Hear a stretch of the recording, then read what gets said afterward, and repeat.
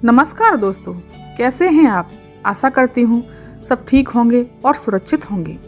दोस्तों, आज हम ऐसे समाज में जी रहे हैं जहाँ सिर्फ लड़कों को ही महत्व दिया जाता है। आज भी जब लड़की का जन्म होता है तो अधिकतर घरों में मायूसी छा जाती है।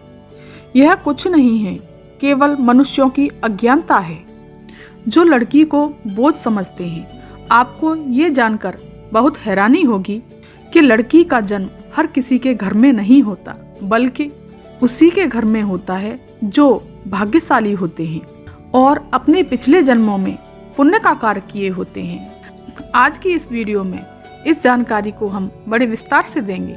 अगर चैनल पर नए आए हैं तो चैनल को सब्सक्राइब कीजिए, वीडियो को लाइक कीजिए और बेल आइकन को अवश्य दबाइए, क्योंकि आने वाले वीडियो का नोटिफिकेशन मिले आपको सबसे पहले।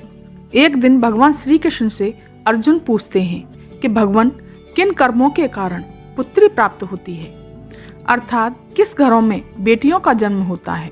भगवान श्री कृष्ण अर्जुन से कहते हैं, हे पार्थ, अगर किसी के घर बेटे भाग्य से होते हैं तो बेटियां सौभाग्य से होती हैं। जो भी स्त्री या पुरुष अपने पूर्व जन्म में पुण्य कार्य किए होते हैं उन्हें ही बेटी के माता पिता होने का सौभाग्य प्राप्त होता है। इतना ही नहीं अर्जुन, बेटियों के लिए वही घर चुना जाता है जो बेटियों का भार सह सके। तीनों लोकों में स्त्री अर्थात बेटियां ही ऐसी होती हैं जिसका भार हर कोई सहन नहीं कर सकता। वह बेटियां और पुत्रियां ही होती हैं जो इस सृष्टि को निरंतर चलाए रखती हैं, मान सम्मान के लिए अपना सर्वस्व न्यौछावर कर देती हैं।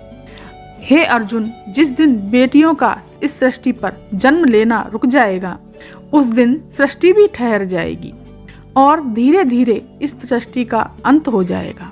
दोस्तों, ये बात बिल्कुल सत्य है। अगर बेटियां नहीं होंगी तो किसी का वंश आगे नहीं बढ़ेगा।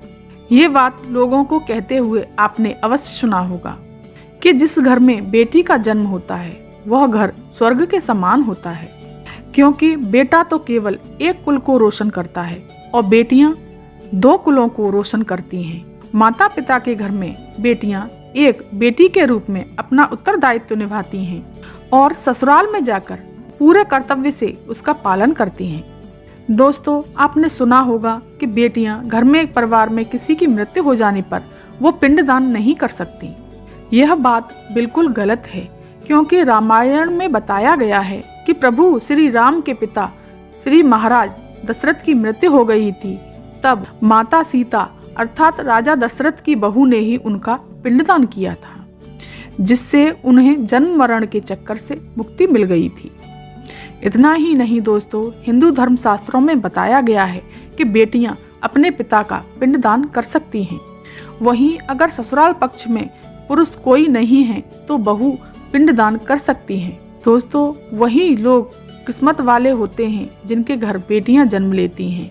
शायद यही कारण है कि बेटियों को लक्ष्मी का दर्जा दिया गया है। दोस्तों, लोगों की सोच ये होती है कि बेटी है, इसको बिना पढ़ाई लिखाई जल्दी ही जल्दी इसकी शादी कर दो।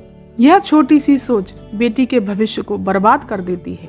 बेटियों के हमेशा हर सपने पूरे करने चाहिए और जो बेटियों को खुशी मिले वो बेटियों को अवश्य देनी चाहिए। एक बेटे से ज्यादा बेटी हमेशा अपने माता पिता के लिए सोचती है।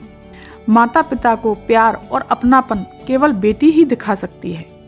माता पिता को हमेशा बेटी को ये एहसास दिलाना चाहिए कि वह कितने खास हैं। दोस्तों, बेटी कभी भी माँ बाप पर बोझ नहीं होती। वह अपनी और अपने परिवार की किस्मत बनाने के लिए जन्म लेती है। दोस्तों, एक कथा सुनाती हूँ आपको। एक कथा के अनुसार 2 मित्र मिले। एक दोस्त ने दूसरे दोस्त से पूछा कि क्या हाल है, तो जवाब में उसने कहा कि मेरे हाल तो एकदम बढ़िया हैं, हो भी क्यों ना मेरे 2 बेटे जो हैं।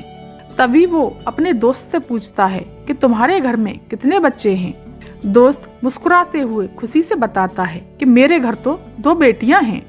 उसका दोस्त भगवान को शुक्रिया अदा करता हुआ, मैं धन्य हूँ, मेरे घर बेटियां नहीं हैं। ये बात सुनकर पिता की आंखों में आंसू आ गए। तभी उसकी बेटी आ जाती है और कहती है कि अंकल, भगवान भाग्यवान को ही बेटी देते हैं, किसी गरीब के यहाँ माता लक्ष्मी के रूप में बेटियां नहीं देते। दोस्तों, भगवान केवल उसी के घर पुत्री का जन्म देते हैं जिनको बेटी को पालने की सामर्थ्यता होती है, जो गरीब होकर भी अपनी बेटी को पाल सकता है। दोस्तों, बेटियां कभी भी धन की भूखी नहीं होती, सिर्फ मान और सम्मान की भूखी होती हैं। आप सोच रहे होंगे कि कौन से कर्म के बाद घर में बेटी जन्म लेती है और लक्ष्मी का रूप बनती है।